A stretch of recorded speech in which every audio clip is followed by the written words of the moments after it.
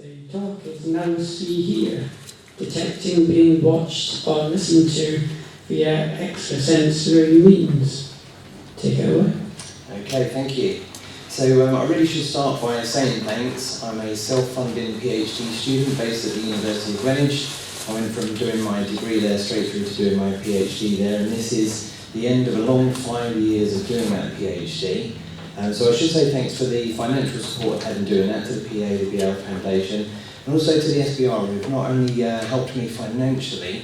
I should apologise to some of you who have seen a version of this talk for consecutive years now. I came here with the idea of what I wanted to do for a PhD. Literally put it to the audience, you gave me your thoughts, I designed a PhD based on your thoughts, came back to you with the research design, we talked about it again, and I've gone ahead and done the experiment. So you've not only supported me financially and helped me get to this point, but also very much been a part of the research design and informed it to this point. So thank you for that. I should also say thank you to David Luke, who's my PhD supervisor, here last night. We've had quite a good time working on this and found out some interesting things. So I'm here to kind of finish the story today, having told you about the first couple of rounds of experimentation. So the experiment itself is called Individual Differences in Subconscious, Psychosocial and Neurological Predictors of Surveillance Detection by Non-Conventional Means. Not the snappiest title in the world, so I do just call it See Here. And it does seem like an appropriate point to mention Rupert, who I met 8 long years ago when I was just 2 months into my degree. Despite the fact that I'd only just started, and he must meet hundreds of students eager to talk to him, I went to one of his speeches, got really inspired by it. He still found the time to talk to me about it, and now here I am 8 years later, immediately following him in a session, so no pressure there. But thanks for your support. Rupert has actually kept up here with email correspondence and been a great help throughout the process. So here we go. Hopefully you think it's all been worthwhile and that I found something of some kind of importance that will help inform the research. So another way of putting that big long title that I just said is essentially I'm looking for, can people sense covert surveillance? Covert surveillance being defined by, can they sense that they're being watched and or listened to? Now I don't really need to go through this screen so much anymore. It's done a great job of explaining it. It's essentially, can they detect the gaze of another person, or can they feel like they're being listened to? We've already done the hand-raising thing, which I was going to do. We don't need to. We've already established that most people in the room kind of believe in this, having experienced it themselves. So that would be a great reason to research this. Phenomena, it's quite a divisive subject, as we've already said, but if people really think about it, they already have some kind of belief in this, even though they might not want to admit it. It's been argued that it's evolutionarily advantageous. Again, Rupert covered that quite nicely for me back in the days when you would have been hunted, or the hunter. That would have been a great ability to have, to know whether he was being watched, or to know whether someone was watching you. It would have been a massive advantage to you, so it may have developed over time. However, there's plenty of skeptics out there, as we've already heard. This kind of ability has been explained away with self-deception or confirmation bias, so people remembering the instances in which it seemed to be true to them, conveniently forgetting the times it wasn't.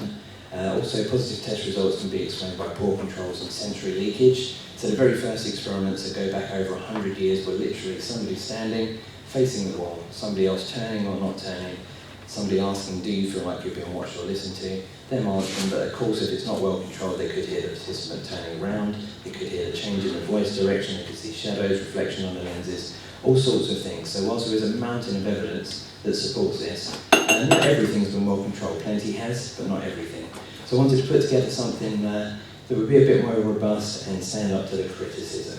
There's also the final draw problem with people saying that only the positive results are published, but as we already know, parapsychologists tend to deal with this better than most, and we do tend to publish null results as well.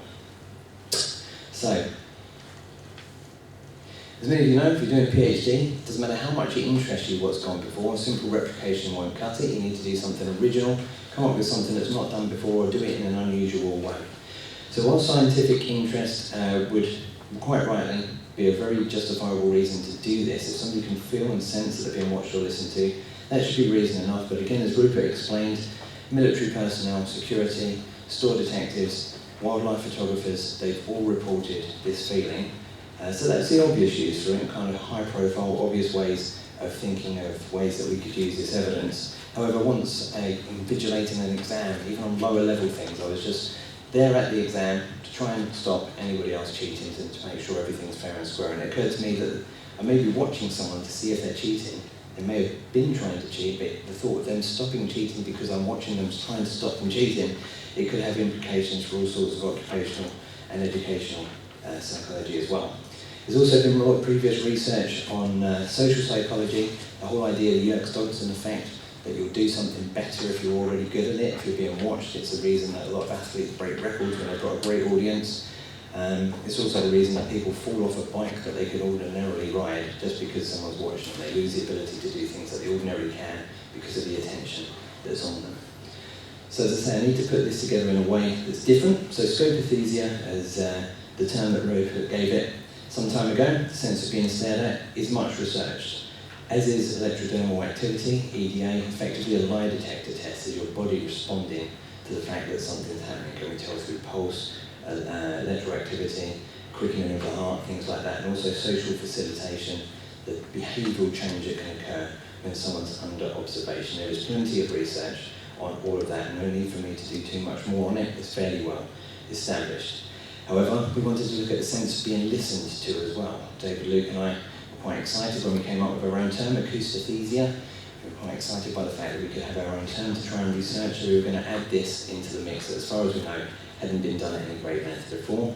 Social facilitation effect that I'd already mentioned, that has been looked at, but not so much psychically. Will people's ability to perform a task change if they're being observed and under surveillance, but they can only detect it via psychical means? And also, a lot of these studies have been approached from one of two very distinct ways, either by parapsychologists who are just trying to prove the existence of the phenomena, or anonymous psychologists who are trying to explain it away via conventional means. Even if I do say so myself, I think I'm well placed to try and do this because I find it so fascinating still, because I still haven't made my mind up. I'm not really looking for evidence one way or the other. I would just like to know and to be part of the investigation to try and find out the truth behind it. So I remain quite open-minded before and after doing the experimentation. So if I'm going to dedicate 4 or 5 years of my life to trying to find some results, I want to try and catch whatever's there, if it's there at all.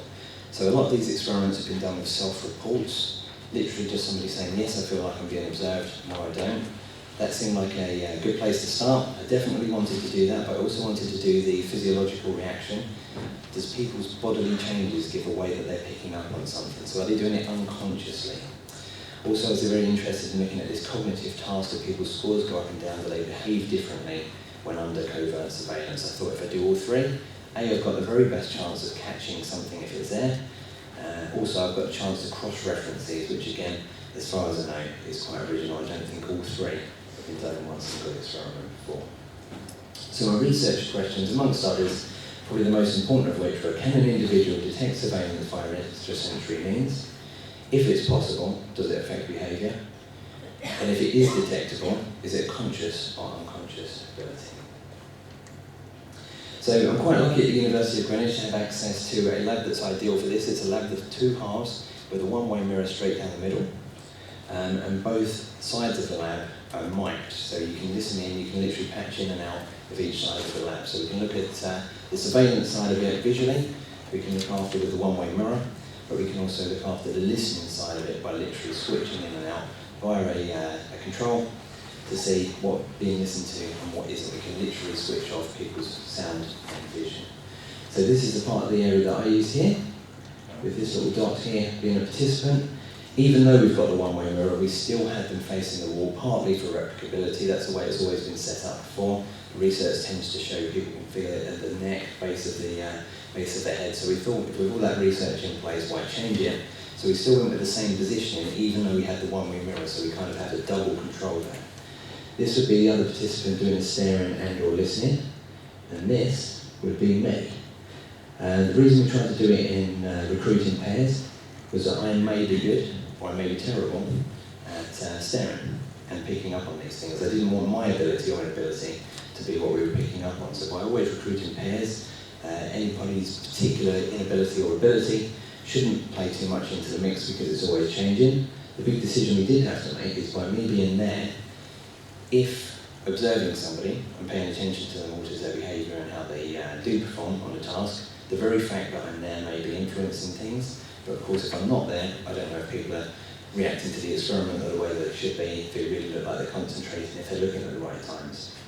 So we developed a computer system that would tell them what to do. I was still there to have an overview, but I wasn't telling them what to do. Even I didn't know, so that everything was double blind. We had 4 versions of the sequencing, and I didn't know which one the computer was going to pick. So there should have been 0 chance of any of the participants picking up on what I expected to happen. So they should have been reacting to the surveillance and not my body language or any cueing from me.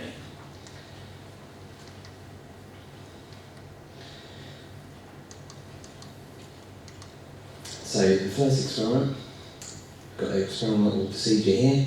I haven't got time to go into everything today. It's obviously going to be quite pushed. I'm trying to do 5 years of research. That's literally 5 minutes per year.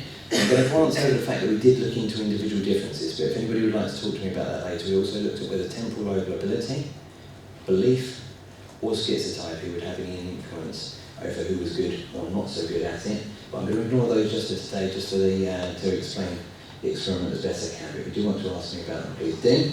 People would come in, they would answer some online questionnaires that picked up on those individual differences as well as age, gender, and whether they knew the participant or had any particular relationship to them.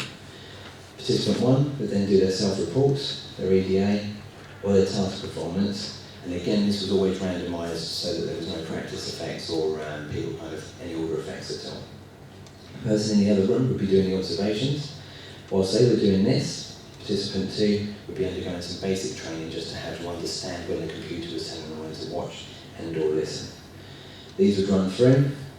This would provide the surveillance condition, and then they would swap.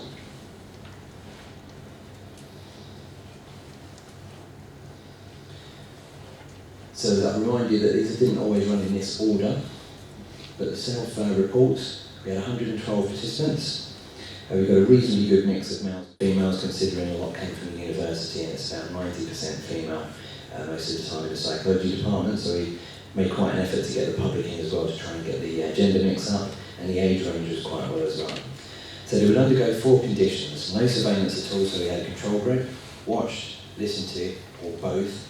This would happen twice, and they would be randomly assigned to one of 4 sequences that also was randomised, double blind. Even I didn't know which way it was going to go.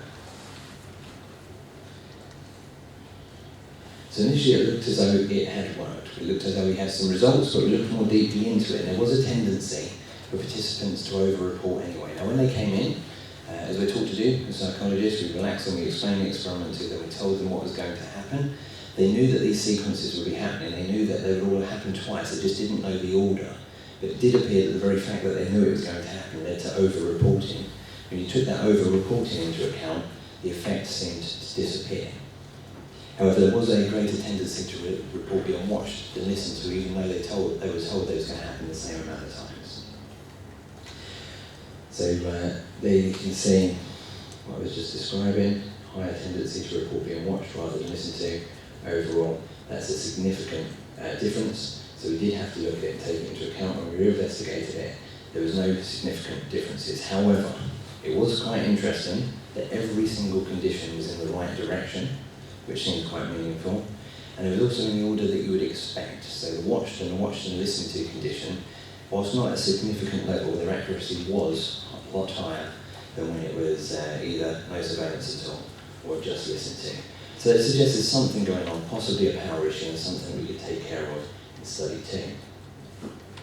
We also looked at the EDA, same participants. It was repeated measures designed, so every participant underwent all 3 methods of detection.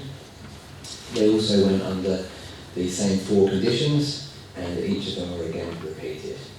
However, with this, we found absolutely nothing of meaning at all. There was no significant differences however you looked at it.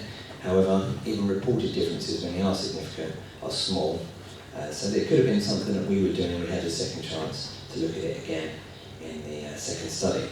However, on task performance, which was the one I was the most sceptical about if we would find anything, we used the Stroop test. Now, if you don't really know what that is, you've probably seen it or even done it, where you get, you're asked to say the word blue, even though it's written in red, or vice versa. It's quite difficult to do, and there's normally a significant time delay on trying to say incongruent colours to what the word's written in.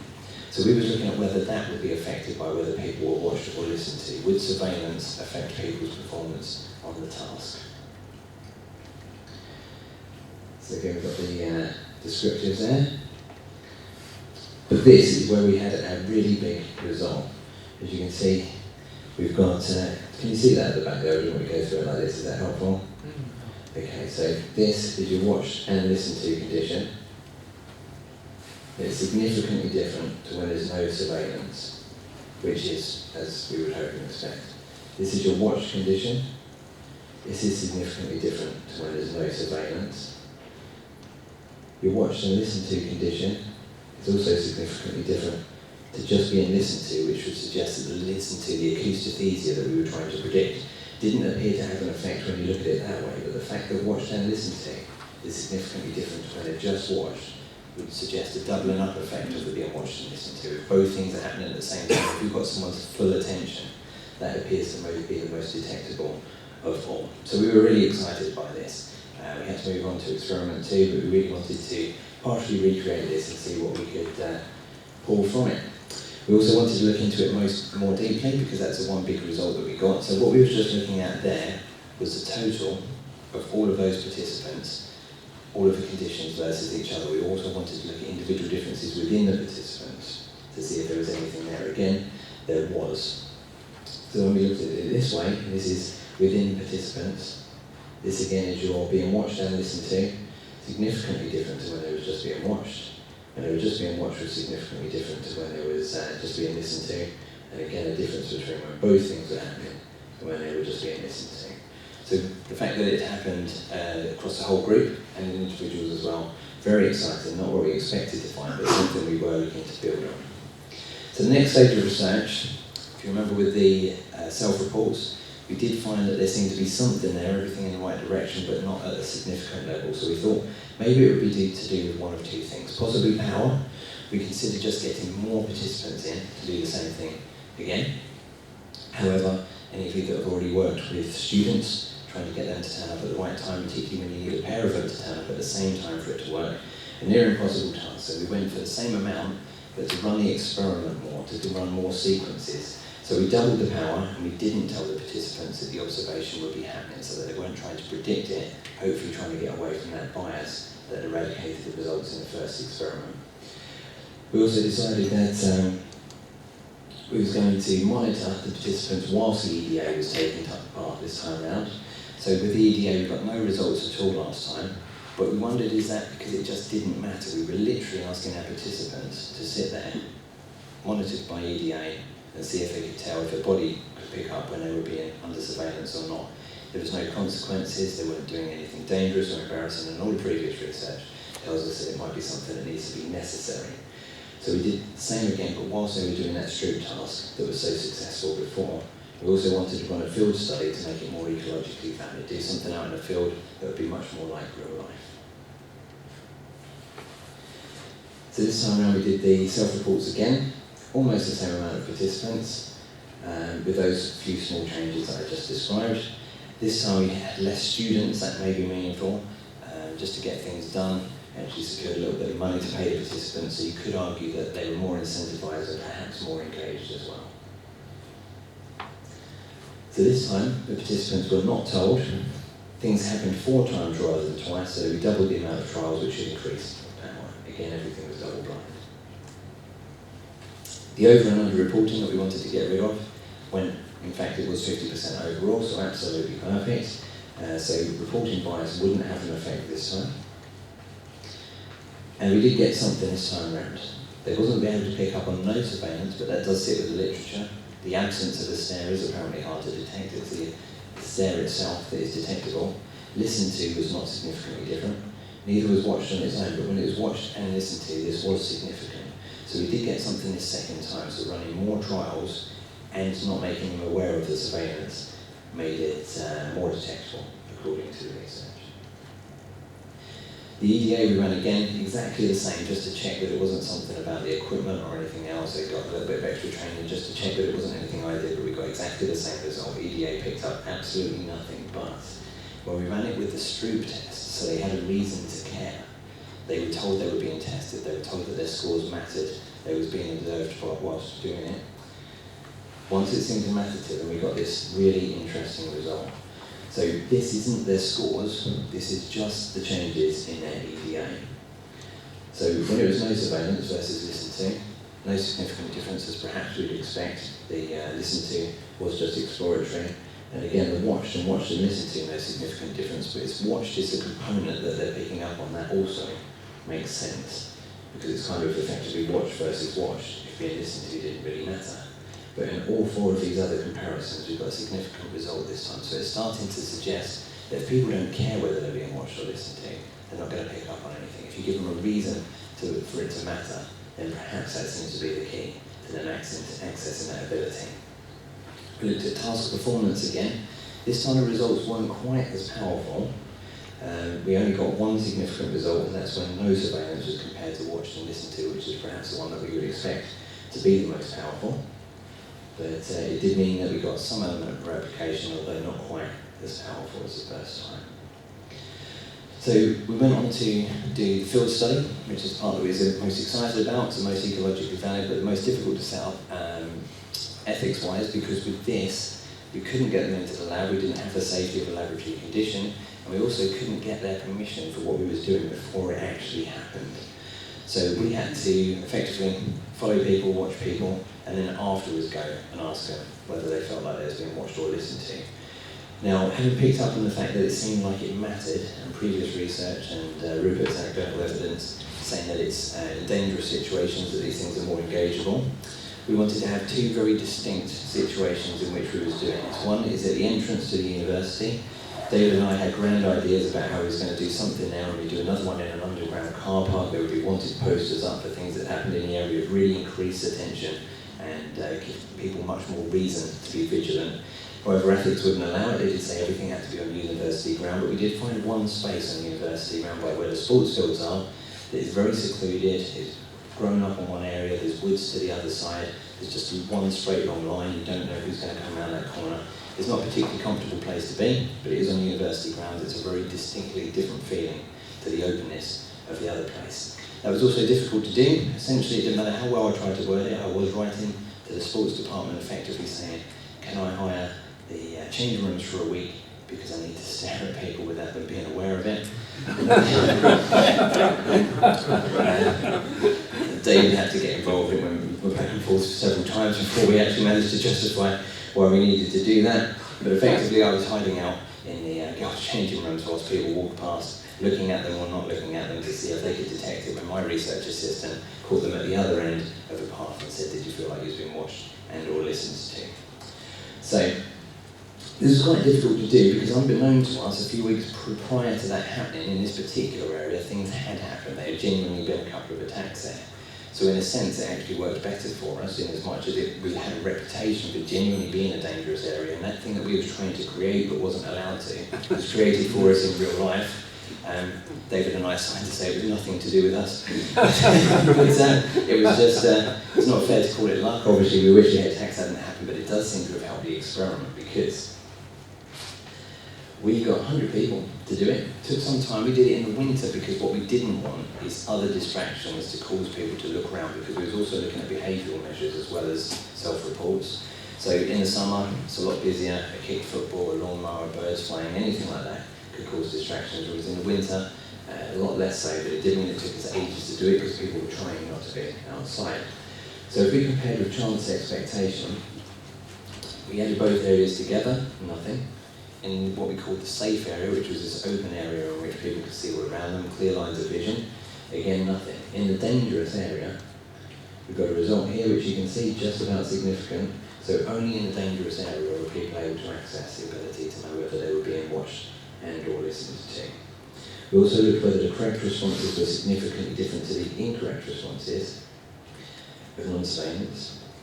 Sorry, I'll say that again. The correct responses of surveillance versus the correct responses of non-surveillance.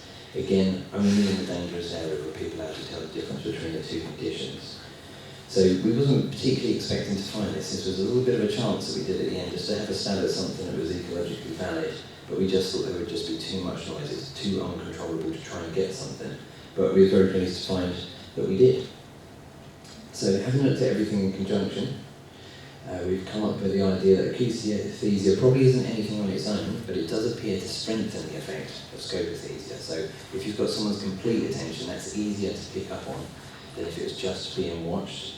And credit where credit's due, every time I've ever presented here, Adrian Ryan has pulled me aside and said, have you thought about doing the whole thing with the participants in their pants? He's never let go of this idea, and it turns out he's right. If you provide a level of embarrassment, danger, need to know whether you're being watched, if you can make it matter to the participant whether they're being watched, that appears to be it. And Adrian was probably onto something. We can't put them in danger, we can't put them in a dangerous area, we can't do anything like that, but probably embarrassment will be the closest that we can get. So we could go with Adrian's idea of making them do it in their pants. Or we could perhaps go with making them read something that's embarrassing or something like that. But I think he was onto something way back when I started doing this, that it is about intention and necessity. And I think just lab experiments and the way that we're taught to research this is the last way to go. I went out of my way to be welcoming. I was always there with a drink. I made sure we had a chat beforehand. I understood the research completely. I did everything I could to relax them, and that appears to be the very last thing I should have done. Participants on edge, frightened and scared is what you want.